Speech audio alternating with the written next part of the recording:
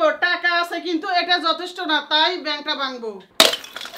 Finally আমরা গরু কিনে ফেলছি আলহামদুলিল্লাহ। এটা হলো 1 বছরের সাধনা, আস্তে আস্তে করে 500 টাকা 1000 টাকা এই যে কয়েন সবগুলো মিলিয়ে আমি জমাইছি। তো আজকে গরু কিনতে যাবো, এই জন্য প্রতি বছরই এইভাবে ব্যাংক ভাঙ্গি, মেইন টাকার সাথে এখান থেকে এগুলা জোড়া লাগায়। এটাই মধ্যবিত্ত পরিবারের কাহিনী। চলে যাব সবগুলো নিয়ে এখন গরু কিনতে। আর দাঁড়ান 500 টাকা নিছি বেশি।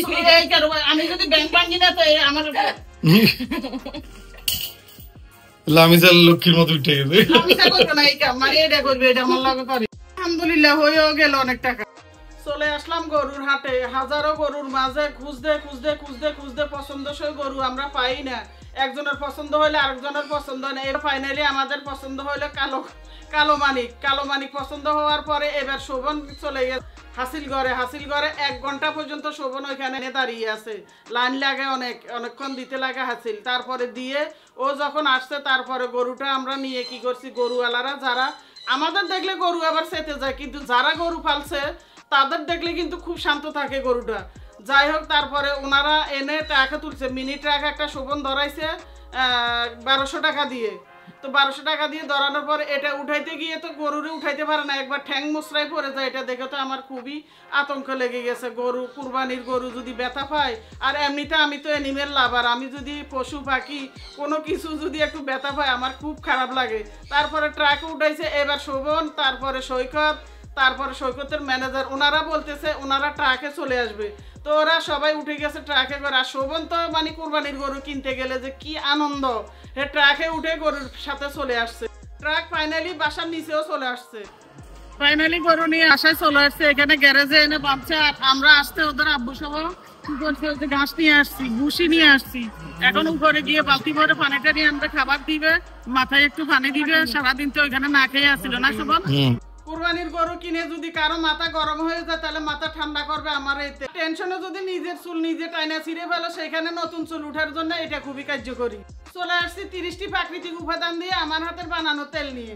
যারা অর্ডার করেছো তাদেরকে অনেক ধন্যবাদ, আর যারা অর্ডার করো না এক্ষুনি অর্ডার করে ফেলো, ঈদের পরে ডেলিভারি পেয়ে যাবা। 1,38,000 দাম নিছে। এটা কেমন হয়েছে তোমরা জানাইও। কি জিতছি নাকি? আসলে এটা বলা ঠিক না, কোরবানির আর জিত কোনোটাই না, তবুও বলছি আর কি। তো এটা হলো পরের দিন সকালের কথা। সকালে উঠে ভোরে শোভনের আব্বু তো আছে গরু নিয়ে খুব ব্যস্ত, একবার পানি খাওয়ায়, একবার আদার খাওয়ায়, একবার ঘাস খাওয়ায়, একবার ভুসি দেয়, কিন্তু গরু ভুসি খানা, শুধু ঘাসই খাইতেছে। তো আজকে সকালবেলা কি করতেছি আমরা, শোভন আর লামিসা ইউকামনি এরা পরোটা বেশি পছন্দ করে মাংস দিয়ে, ঈদের জন্য পরোটা বানানোর জন্য। এখানে আপা বেলে বেলে দিতেছে, লামিসা আজকে কাজ করতেছে। তো তোমরা সবাই দোয়া করে, আজকে লামিসা রোজা রাখছে, এই জন্য লামিসার আজকে খাওয়া দাওয়া সব কিছু বন্ধ। শোভনেরা আমি বলতেছি যে তোমাকে চা নাস্তা আমিই দেই, তো লামিসা দেওয়া লাগবে না, অন্যদিন তো লামিসা দেয়, কারণ রোজদারি মানুষ আমি। তো ঈদের দিনে ইনশাল্লাহ বাকি রুটি টুটিও বানাবো, কারণ রুটি দিয়ে বেশি পছন্দ করি ওদের আব্বু আর আমি। তো আমাদের জন্য রুটিও বানাবো ঈদের দিন ইনশাল্লাহ। আর আমাদের জন্য অন্য কিছু বানাতে হবে, আমার তো গরুর মাংস খাওয়া মানা, কিন্তু কুরবানির মাংস আলহামদুলিল্লাহ কারো কোনো ক্ষতি করে না। না তোমরা কমেন্ট করে জানাই, কুরবানির মাংস অনেক পবিত্র, এটা ক্ষতি করে না, এটা সত্য কথা। বৃষ্টি আসতেছে, এত অন্ধকার হয়ে গেছে চতুর্দিকে, জুতাও দেখি না রেখের ভিতরে, অন্ধকারে এখন হাতাহাতি করে বের করতেছি। যাই হোক পাইছি অবশেষে, গরু দেখতে যাইতেছি নিচে, আর গরুরে খাবার দিব। লামিসাও যাচ্ছে আমার সাথে, কারণ লামিসা কালকে দেখে না, লামিসা মার্কেটেও যায় না আমাদের সাথে। এই মোসা জিনিসটারে কাদা দিয়ে জুতা দিয়ে কি করছে জিনিসটা দেখো, দেখতে বিশ্রী লাগে না এখন। আহারে চলে আসছি এখান দিয়ে, এখন আমরা গ্যারেজে যাচ্ছি গরুর কাছে। আমাদের গ্যারেজটা চারিদিকে সাজাইছে গরু রাখার জন্য। দেখো আসতেছে আরো কত, মাশাআল্লাহ মাশাআল্লাহ 75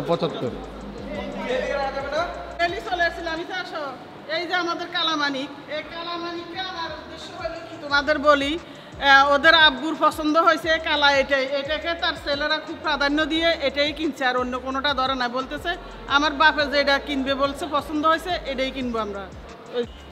সে এটার সেবাই খুব নিয়োজিত, তার অফিসও বন্ধ হয়ে গেছে, এই জন্য গরুর পিছনে আছে। আর প্রত্যেকবারই গরুর পিছনে লেগে থাকে, খাবারে দাবারে কোনো কষ্ট দেয় না।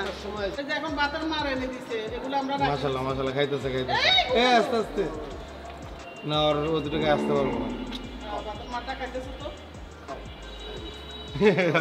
আব্বু হাত দিয়ে ধরে খাওয়াই দেয়,